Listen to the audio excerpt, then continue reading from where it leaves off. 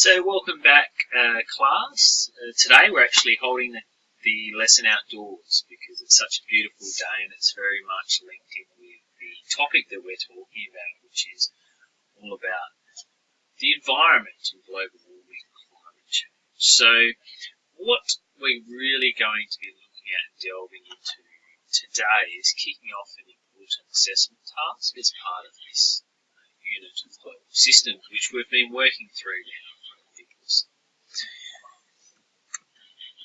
So, firstly, I just want to cover off what are the lesson objectives? What do we want to get out of this lesson? There's really two key things that I'd like to see from this lesson that you walk away with. Firstly is to develop a really clear understanding of what is actually required with this assessment. How can I go about this to deliver a high quality presentation? And the second thing is really just to get cracking. So this is going to be a group task, very engaging, working together with each other to actually deliver on that high quality presentation. So you're going to get some time towards the end of the class to map that out and plan how you're actually going to achieve that. So what is it? What is the assessment task? It's going to be a group hosted presentation, and each group will have 10 minutes to actually present on three key areas regarding the cause of global warming, and I'll touch on each of those key areas.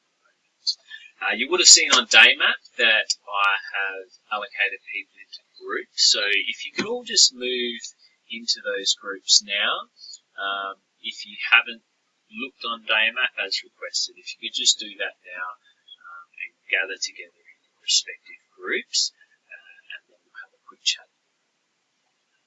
Okay, so now that you're in groups, what I would like you to do before we delve into the topic itself is actually talk amongst one another and discuss how are you actually going to work collaboratively. How are you going to work together to deliver on this high quality presentation? As you're moving, you're now year 10s, coming towards the end of this year, going into your SACE, and it's important that you consider how you can work collaboratively with other people, not just for your schooling and your SACE, but further on as you develop the career of your choice. So if you could just spend 5 minutes now actually talking amongst each other, coming up with some ideas on how you can do that to work really well as a group together.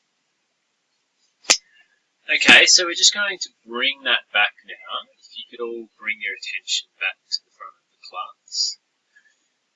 Thank you very much. So what ideas did we come up with? Yes, so one of them, really important one, is actually to have good communication. And as you mentioned, one of the ways you can do that is develop some sort of group chat. That could be through Daymap or another method of your choice. What else do we have and how we can work together in a group? Yes, very good. So what we want to do is actually divide up and allocate tasks to different people. One of the key things when you work with groups is we all play our part. We don't want to have one person really doing all of the work. So towards the end of this lesson, when you do have that time, please make sure that you consider that and actually work together on how you can all contribute in a meaningful way to this. So, as I mentioned, there's three key sections to this assessment which you will need to present on. And as you can see on the screen, what I'm doing here is I'm actually going through the rubric a little bit. So here on your left, moving across to the right, is the quality is increasing. So on your right, you have those top level grades. And the reason I'm showing you the rubric is because you have seen them a little bit before with some assessment tasks. But again, as you move into the SACE, this is a key area where you can look to understand what someone wants from the assessment. So in this first section, what we're looking at doing is investigating how human activities affect carbon cycle. Now, what do people think that needs to cover? Yeah, that's very true. We want to think about those different ways that we're contributing through fossil fuels. That's, yes, a good example. And something very topical at the moment. But if we take a step back, what do we actually need to consider detail for the people listening before we delve. Yes, Emma, that's really important, and that's what I was looking for, the carbon cycle. And why is that? Yeah, so what we want to do is we want to provide some context for people before we actually delve into the topic itself. So make sure that you consider those things. What I'd like you to do, you can see on the rubric that when you get to that higher quality area, we're talking about a detailed analysis or even a critical analysis of how humans do impact on that carbon cycle, the different factors associated with that. So again, just a small group task to help you start to plan and consider how you're going to go about this assessment. If you can spend another 5 minutes with your group actually considering and writing a list, what resources will you draw on to ensure that you provide a thorough presentation? Where will you get this information and how will you go about actually obtaining everything that you need to present to the class in a few weeks' time? So I'll just give you a few minutes to do that. Okay, so we've brought the class back now. What did people come up with? Yes, journal articles are really great ways of looking at things, correct? And some of those scientific websites like that. So what else do we have? News articles. Yeah, this is an interesting one. News articles can be really helpful, but what are some of the things we need to be careful about with news articles? Yes, fake news. That's something that seems to be more and more common these days, but it is a really important point. What we want to do, you can see at that high level, is critical, is to critique. Critique is to question, and we want to question, is this information covered? So if you are using news articles, Wikipedia, what you actually have to do is go to the source of where they've got that information from and ensure that it's high quality and actually valid information, because it is really easy for something to be seen as true. But yeah, there's some great places you can go about it, and documentaries, as you mentioned, that as well as another one. So the second section, we've looked at what's actually happening in terms of what humans are doing. This is a little bit more specific, so we're going to look into the problem, but we're going to look into the problem with a specific ecosystem. So can someone tell me, in Year 9 last year, you would have went through ecosystems. What actually is an ecosystem? Yeah, that's right. So it's essentially an environment, flora and fauna, which is self-sufficient in its own space. So can people give me an example of an ecosystem? Yes, the Amazon is a very big ecosystem, correct? Yeah, so we've got the lake just down the road, and that's an ecosystem in itself. The world, the entire world. You'd like to do that, would you? Yeah, that is actually an ecosystem. It may be difficult to cover off on all of the problems associated with that when you've only got 10 minutes for the whole presentation, but if that is your choice, yeah, it'd be an interesting challenge. But you're right, that is an ecosystem as well. So again, just another little group task to help you,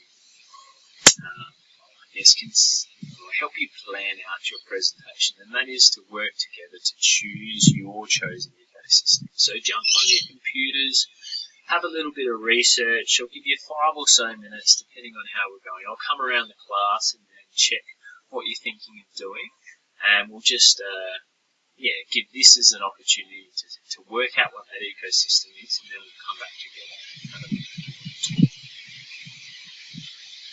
Yeah, so thank you very much, everyone. Sounds like some really great ecosystems. We do have one group wanting to do the entire planet, so I'm really keen and looking forward to that. So this little part of the rubric I'd just like to touch on.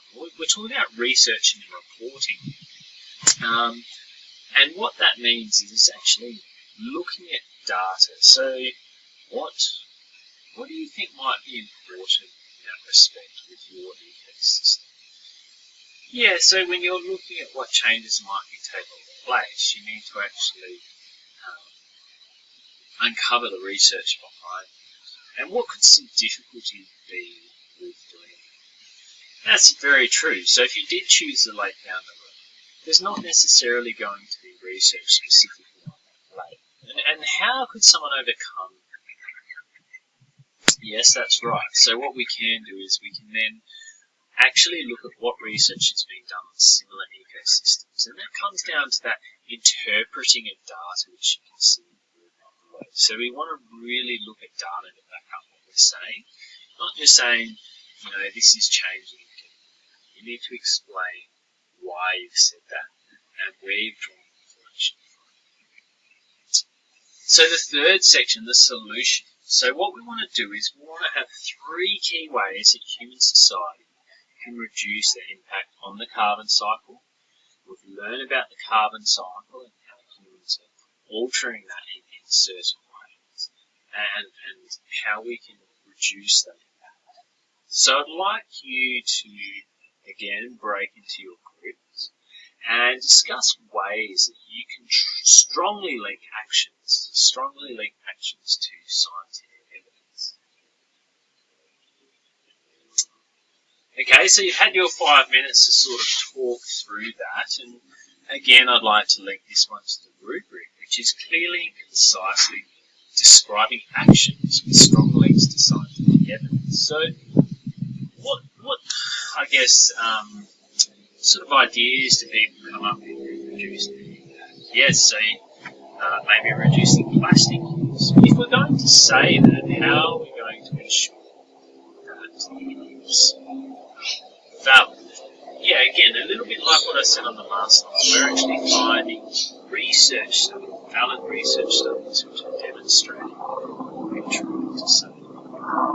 So what are some other important elements? In a few weeks' time, you're going to be up the front presenting to your peers on this really important topic. How can you ensure that you deliver a high quality presentation? What are some of the other things that you need to consider? Yes, that's right, Joe. What we do want to do is ensure that we're presenting confidently. And even if you've never really spoken up front before, this is a really fantastic way. I used to hate speaking myself up front. Here I am as a teacher today. So don't be shy. One of the ways that you can do that, as Joe said, is to show some enthusiasm as an interest. So if I just sat here and talked to you without really providing much interest and speaking in a monotone, you would probably get bored quickly.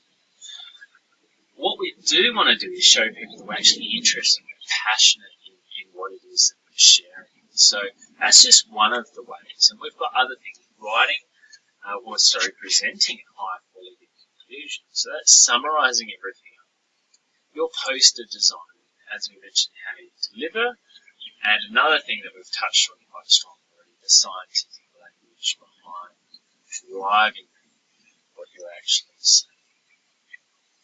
So, with that in mind, we're coming towards the end of my part of the class. I think I've spoken enough, but I thought it would be really nice to actually step you through the process of what you need to consider and how you can go about doing that in a really high quality way. It's something you'll need to be thinking about more and more as you step into that space of year 11 and 12. So, for the remainder of the class, I'm going to be coming around to all of the groups, helping you out, answering any questions that you might have, talking about the topics that you've chosen. But what I'd really like you to get out of the class before bell goes is actually just to have a bit of a plan. For your group to have a plan. Thinking back to earlier in the class, we were talking about how you can work collaboratively together.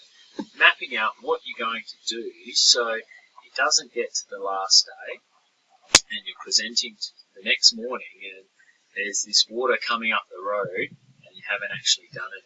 It's like, it's getting a bit too late. So that sort of ties in with the topic itself. We need to take some action on climate change before it's too late. So I'm really excited and keen to hear what all of you are going to have to say about this really important topic. So I'm going to pass it over to you now and let you work in your groups.